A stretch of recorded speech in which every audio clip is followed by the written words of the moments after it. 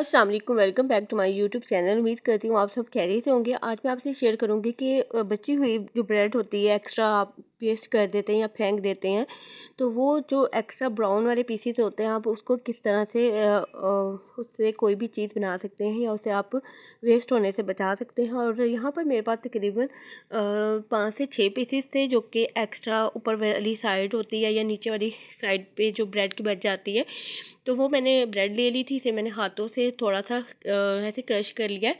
Crush करने के बाद हमारे पास यहाँ पर थी एक अदद कढ़ाई। कढ़ाई में मैं ऐड करूँगी तकरीबन 2 से 3 टेबलस्पून घी।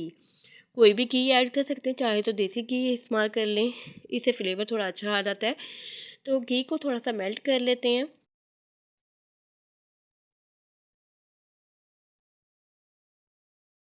घी हमारा यहाँ पे मेल्ट हो चुका है। यहाँ पर मैंने जो थोड़ा सा पाउडर फॉर्म में या थोड़ा सा जो क्रम्स बनाए हुए थे ब्रेड के, तो मैंने यहाँ पर वो तमाम क्रम्स इसमें ऐड कर दिए। इसे थोड़ा सा मैं हल्की आंच पे फ्राई कर लूँगी ताकि थोड़ा सा इसका कलर चेंज हो जाए और इसमें से थोड़ी सी खुशबू आने लग जाए।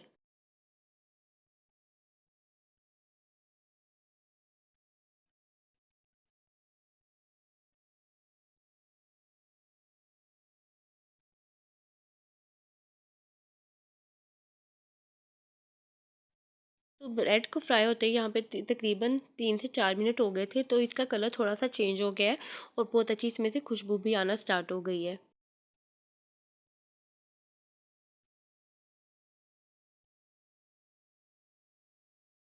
अब मेरे पास यहाँ था मिल्क। मिल्क मेरे पास है तकरीबन यहाँ पर 2 कप। तो थोड़ा सा मैंने अभी इसमें मिल्क ऐड किया है ताकि तमाम जो यहाँ पर ब्रेड थी वो थोड़ी सी सॉफ्ट हो जाए।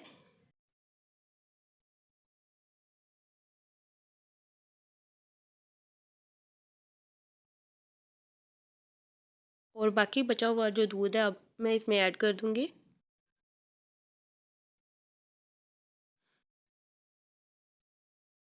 और बिल्कुल हल्का हल्का स्पून के साथ जो है हम इसे ड्राई करते रहेंगे ताकि जो ब्रेड है वो सॉफ्ट भी हो जाए और इसमें जो दूध का है वो भी टेस्ट आ जाए। ब्रेड का ये हलवा बहुत मज़े का बनता है। आप इसे ब्रेड के लड्डू भी बना सकते हैं। मैं यहाँ पे ब्रेड के लड्डू इसे बनाऊंगी, तो बहुत अच्छी इसका टेस्ट लड्डू में आएगा।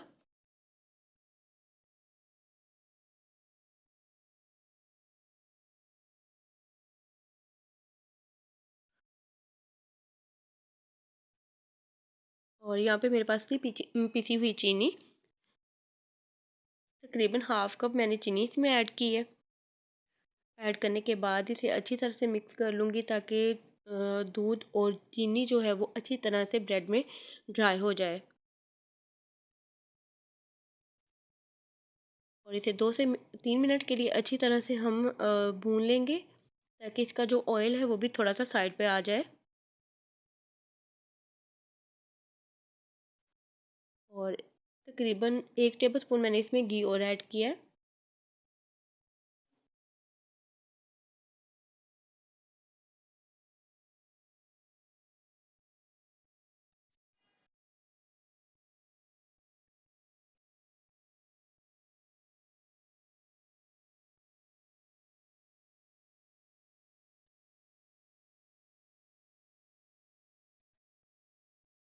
और यहाँ पे मुझे इसे भूनते हुए तकरीबन 3 से 4 मिनट हो गए हैं और ये देखें आप काफ़ी हद तक सिमट चुका है। मज़ीद 1 से 2 मिनट के लिए मैं इसे भूनूंगी ताकि जो हमारा यहाँ पर डो है, डो की तरह यहाँ पर तैयार हो जाए, और क्योंकि हमें इसे लड्डू को तैयार करना है। तो यहाँ पर हमारा लड्डू की जो डो थी वो रेडी हो चुकी है। इसे मैंने निकाल कर रख लिया था थोड़ा ठंडा होने के लिए। तकरीबन 4 से 5 मिनट लगेंगे इसे ठंडा होने में।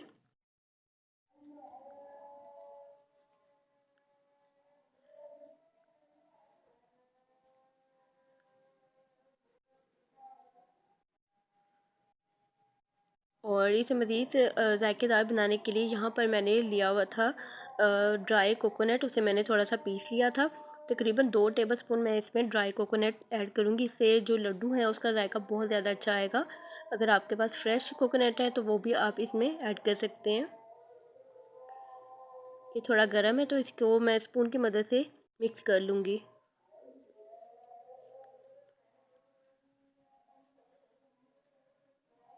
अगर आप इसमें कोई और भी ड्राई फ्रूट ऐड करना चाहते हैं तो आप इसमें ड्राई फ्रूट ऐड कर सकते हैं। और हमारे पास यहाँ पर लड्डू बनाने के लिए जो डो जो थी वो ठंडी हो चुकी है। इसे मैं तकरीबन मीडियम साइज़ के लड्डू बना लूँगी। इसी तरह से मैंने बाकी लड्डू भी तैयार कर लिए थे और मैंने तैयार करने के बाद कोकोनट के साथ हल्का सा इसे गार्निश कर लिया था। आप इसे ठंडा या गर्म दोनों तरह से सर्व कर सकते हैं। उम्मीद करती हूँ आपको आज की वीडियो अच्छी लगी होगी। वीडियो अच्छी लगी तो वीडियो को लाइक कर दें और अपना फीडबैक लाजमी दें और दुआओं में याद रखें। अल्लाह हाफिज़।